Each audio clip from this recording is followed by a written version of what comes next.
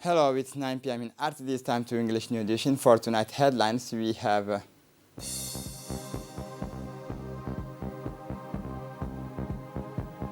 the Head of State presides over the 17th meeting of the Council of Ministers.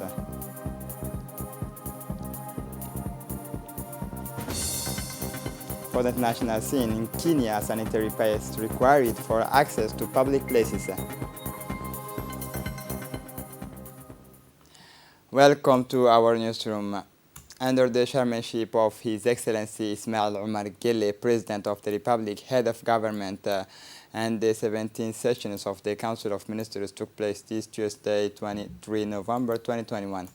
The following texts were examined and approved with the Ministry of Trade and Tourism first issue draft law on a strategic orientation for the structuring of the informal sector in the Republic of Djibouti. The purpose of the draft law is to adopt a national strategic framework for structuring the informal sector. Indeed, the informal sector is estimated at around 20% of GDP and consequently contribute to too little to our development by escaping the structured national economy. This sector is not being reduced and has negative socio-economic consequences for our population. Moreover, 86% of informal activities are concentrated in the capital. No sector of the economy escapes and the majority of economic operators operating in the formal sector are women and young people. The objective of this text is to harmonize the various sectoral policies determining the incentives, positive tax discrimination, and corrective measures essential for the real integration of these informal activities into the structured economy. The strategic framework of the draft law on the structuring of the informal sector is based on four axes, which are the elaboration of a strategy to support and accompany the formalization of informal operators in the trade and craft sector, a national information and awareness raising campaign for informal economy actor on the formalization of trade and craft activities, the development of entrepreneurship in the trade and craft sector in Djibouti, the organizations and the structuring of the craft sector, the implementation of the national strategic framework for structuring the informal sector is based on a partnership with the various public, para-public, and private institutions concerning the Ministry of Agriculture, Water, Fishery, Livestock, and Halieutic Resources. The second issue, draft law on the approval of the financial account of the National Office of Water and Sanitation of Djibouti for the 2019 fiscal year. The financial account of the National Office of Water and Sanitation of Djibouti for the year 2019 are stopped in income to the sum of 8 billion Djibouti francs with an overall net result of 108,985,693 Djibouti francs during this fiscal year. ONIAD produced with a volume of drinking waters of 21 million meter cube, increased of 6% compared to the productions of 2018. During this fiscal year, the turnover increased by 12.39%, mainly due to income from the sale of drinking water. On the other hand, ONIAD invested in maintenance and development equipment to strengthen its capacity. These investments have made it possible to respond effectively to the population's growing demand for water. Issue 3 draft orders approving the provisional budget of the National Water and Sanitation Authority of Djibouti for the 2022 financial year. The estimated budget of the National Office of Water and Sanitation of Djibouti for the year 2022 is set at 9.7 billion Djibouti franc. ONIA's budget forecasts for 2022 show a profit of 56 million Djibouti franc in 2022. The office plans to undertake work to modernize and extend the network in all urban areas of Djibouti City and the regions. The office will continue its effort to improve its activity by focusing on improving the number of new connections in all areas of Djibouti City and its surroundings, as well as in the 5 regions, stepping up debt collection activity to improve recovery of outstanding debt and implementing of dynamic staff training policy. In addition, ONIAD will continue with the investment programs relating to various development projects, in particular the rehabilitation, renewal, and extension of drinking water and sanitation infrastructure. The draft 2022 budget also provided for the continuations of the third phases of the project to rehabilitate and modernize the drinking water distribution network, the final phase of the cross-border water supply project, and the project to build a water treatment plant in Balbala.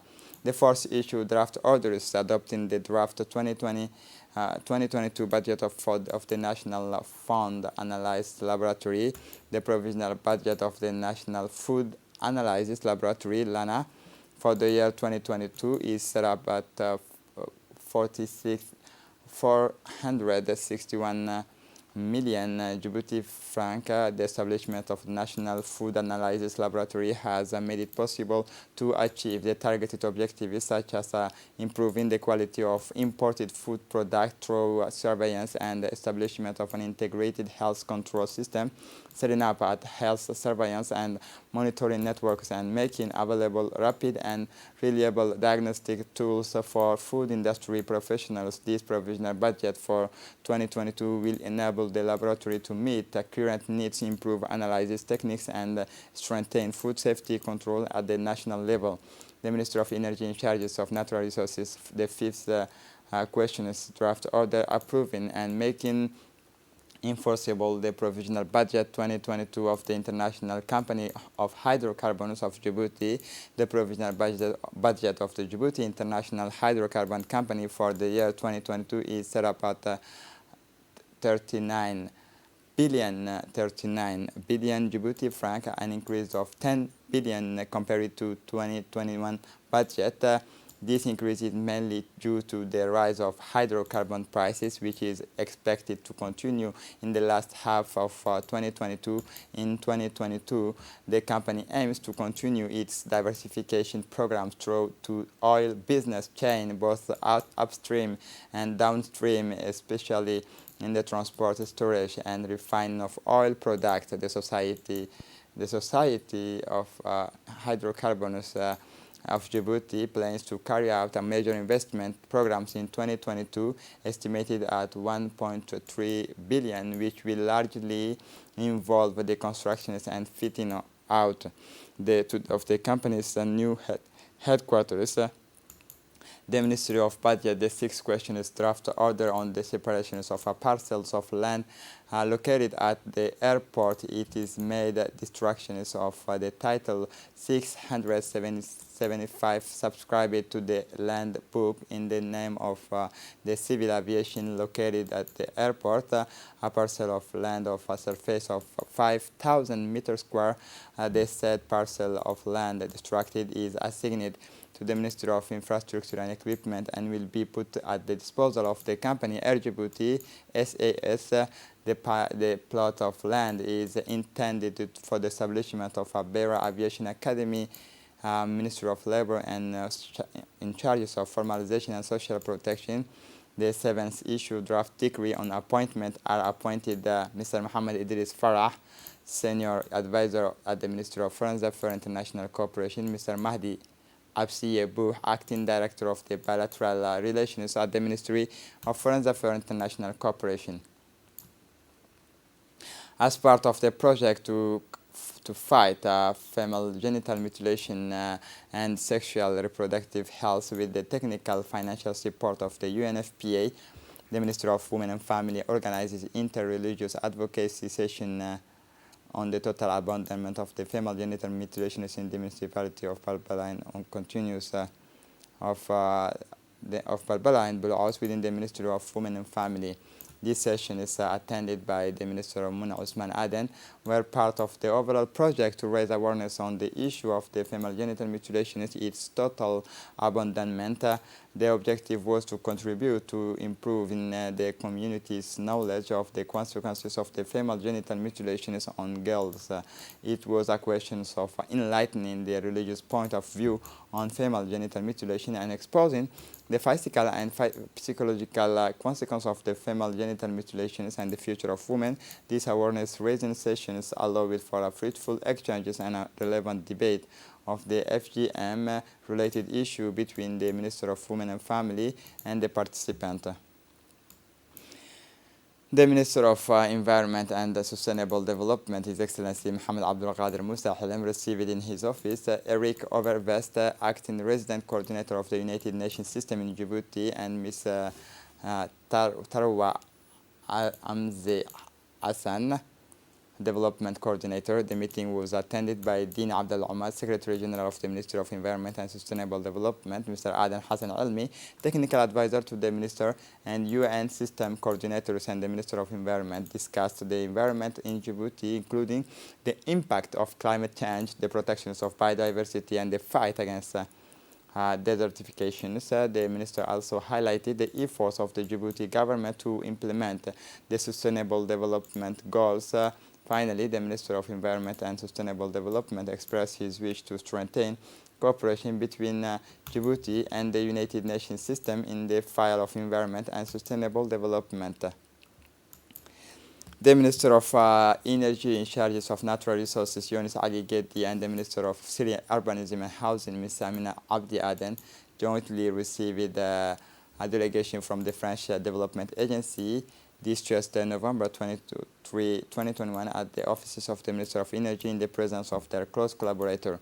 The objective of this AFD delegation is led by Ms. Hélène Fidon, Director of the Djibouti Agency, and accompanied by two senior officials of the agency energy project team, was to discuss the state of play of the energy efficiency in administrative building project. It should be noted that a total of 12 administrative buildings are concerned, and the ultimate goal of the project is to substantially reduce electricity consumption through technical adaptation and the use of less energy-consuming lighting and air conditioning. The visit of this mission is also allowed Djibouti's politicians to discuss and choose between three options to establish the role and responsibility of each ministerial department involved in this project: urban planning, ADME, and the other departments whose buildings are concerned by this project. In the afternoon of 20 November 2021, the Obok Sports Complex, in partnership with the Sports Association, has organized an open day to celebrate World Children's Day at Complex. The event was attended by the Secretary of State in charge of Sports, Hassan Mohammed Kamil, the Minister of the Obok region, the Prefect of the Obok region, Abdulmalik Mohammed Benoita, the Vice President of the Regional Council, Ahmed Ali Sheikh, and the dynamic President of the Sports Association, Mr. Dato Gaas, as well as various officials of the region. On the sidelines of this day, the youth of Obok were able to present and practice several sports activities, including football, javelin, handball, petanque, basketball, athletics, volleyball, tekball, and others, with the participation of the refugee team.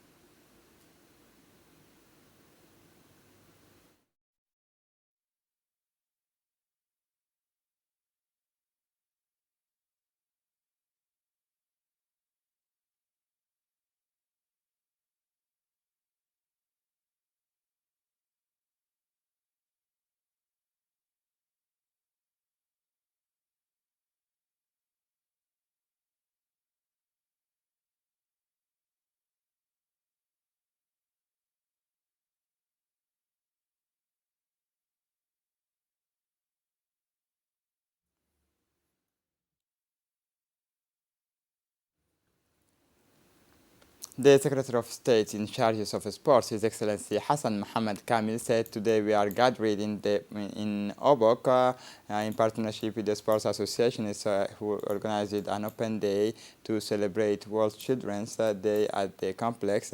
On the sidelines of this day, the youth of Obok were able to present and practice several sports activities. At last, the Secretary of State in charge of sports, His Excellency Hassan Mohammed Kamil, congratulated and thanked the organizers of this sports event. As part of the policy of strengthening regional partnership, a strong delegation is led by the Executive Secretary of ONAS, Hassan Hussein Darar, and Ms. Laura De Summer, senior protection officers of the UNHCR representations in Djibouti, accompanied by a delegation composed of the Somaliland government and the UNHCR Somalia, visited the region of Obok yesterday. On arrival, the delegation was warmly welcomed at the port of Obok by the First Deputy and Acting Prefect of the region, Mr. Ali Mohamed Makki, and local authorities, as well as the head of the two UNHCR and ONAS file offices in Obok. The delegation then sat around the tables in the prefecture to discuss the welcome and hospitality shown by the Djiboutian population to the refugee community, the achievement, the ongoing project, and everything that remains to be done to improve the living conditions of this population. After the meeting in the prefecture, the delegation from the Somali government and UNHCR Somalia went on the guided tours on the Markazi village camp. On arrival at the Markazi village site, the delegation was welcomed by the heads of the two UNHCR ONAS files offices in Obok. The EU IGAD COVID-19 response program held its fourth project steering committee meetings in the Djibouti city, Djibouti, on 23 and 24 November 2021 with a high-level representative from the European Union, EU, UNOPS, the Intergovernmental Authority on Development, IGAD, Dutch Gesellschaft für international Zusammenarbeit, GmbH, and government officials from the IGAD member state of Djibouti, Ethiopia, Kenya, Somalia, South Sudan, Sudan, and Uganda. This meeting marks 15 months of program implementation. The program mitigates the health and socio-economic impact of the COVID-19 pandemic on the IGAD region through coordinated and comprehensive actions in the 39 cross-border sites in 7 countries. Implementation focuses on critical cross-border areas and aims to strengthen IGAD's coordination capacity, increase access to health and water sanitation and hygiene services, address gender-based violence, improve community engagement, ensure border security for trade, and promote digital health solutions. The program particularly supports frontline workers and vulnerable groups, including migrants, refugees, internally displaced people, and cross-border communities. Funded by the European Union, the 60 million euro program is managed by the UNOPS through dedicated programs management unit based in Djibouti and implemented by IGAD, UNOPS, International Organization for Migration and Trademarks East Africa, and UNICEF. And the project is intended to benefit more than 1 million vulnerable population that includes mainly migrant, refugees and host community, IDPs, asylum seeker, cross-border population, and other population. And just to also recall and remind you, it's not by hazard that IGAD is focusing on this segment of population. As you all know, IGAD is actually always trying to complement the effort of its member state. And also our region is our region which is prone to conflict, to desert, to many factors that actually push people to move around the borders. The Secretary General of the Ministry of Health, Dr. Saleh Benoita Turab, said in his speech that the implementation focuses on critical cross-border areas and aims to strengthen IGAD's coordination capacity, increase access to health and water sanitation and hygiene wash services, address gender-based violence, improve community engagement, ensure border security for trade, and promote digital health solutions. The program, he said, particularly supports frontline workers and vulnerable groups, including migrants, refugees, internally displaced people, and cross-border communities. A team of ONIAD agents and technicians are working hard to repair a water pipe damaged by the Chinese company CCECC in Nagad. It is a 315 diameters pipe, a main pipe in the Nagad sector. In the Naga sector, which is connected to 18 boreholes. As you can see on this picture, ONIAD agents are working to repair these water pipes. The head of the production department, Yusuf Ahmed, tell us more about this work. The launch of the National Disability Week, the third round editions of the National Disability Week started this Monday, November 2022 and 2021 with the national teams. Let us build together an inclusive and better Djiboutian society for all. The first activity, a medical caravan in collaboration with the Ministry of Health, took place in the region of Tajara, more precisely in the sub-localities of Dora and Kalaf. The ANPH team was accompanied by doctors from different specialties such as gynecology, pediatric, and ENT, given the high rates of visual and hearing impairment and in the regions. In parallel with this activity, the ANPH carried out biometric enrollments for the granting of the CMD to disabled persons.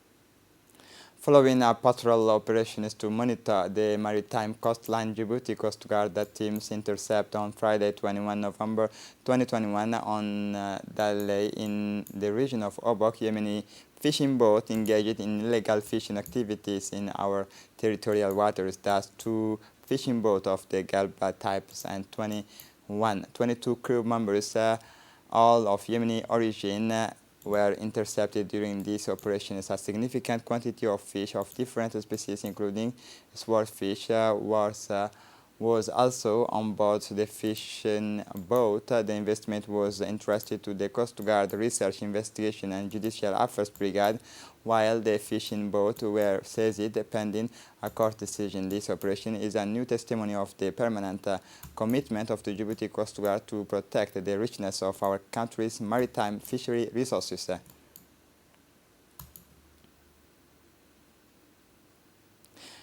The Mustafa Usman family is actively looking for little Roble Mustafa Usman, who lives at Pika 12. He has been missing since last Saturday and is 10-year-old. For anyone who has been seen little Roble Mustafa, please contact the following numbers: 77873493 or 77823181, or bring him to the nearest police stations. For the international scene, in Kenya, the health pass required for access to public places. Kenya will require the presentation of vaccination certificate from 21 December and is planning a massive 10-day vaccination campaign from 26 November. According to official figures, only 2.4 million people, or less than 9% of Kenya's adult populations, have been vaccinated against the government's target of 13 million by the end of the next year. This is it for the news. Thanks for watching us. Have a good evening.